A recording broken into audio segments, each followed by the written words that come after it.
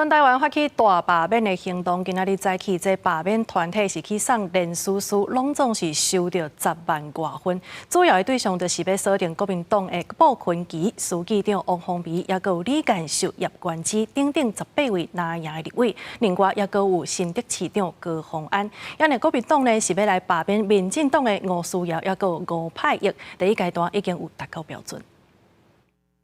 反共救台湾！反共救台湾！话讲要淘汰无适任的立委，立法院调野冲突，引发全台大罢免，无分哪力，拢红点名。以罢免哪位为主的公民团体2月初3来到中选会，到罢免选区立委提议连书书。拿到这边，谢谢。民团某一箱搁一箱的连书书，经济统计，大家民团交出来量，拢比第一阶段的标准上无加1.5倍。第一阶段算咧，收超过10万份连书书。总共花莲收到的是7176份，那我们这一次送出来总共是2600多份。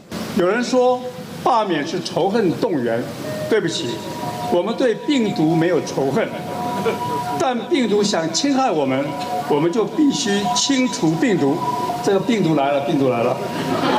这摆大胜送件的罢免案，锁定国民党团总调鲍群基、书记长王宏维，阁有李干秀、叶元之、吴武庭、涂宽杰、罗明德、万美玲、李玉玲，拢总18拿位，佮加上新竹市长高虹安，昨用上强调讲，罢免唔是哪力对抗，是选择要反共保台，也是投共卖台。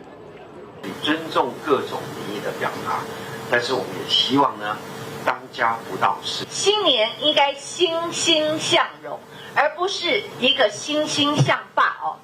鲍群基表示讲尊重民意，也王宏维烦恼讲无差别的大罢免会造成国家对立。不过国民党团青年军嘛发动罢免，反制民进党的吴思瑶、吴派益，目前拢达到第一阶段的标准，会赶紧送件。也王世坚嘛互那赢甲讲更凶的背景，要来甲罢免。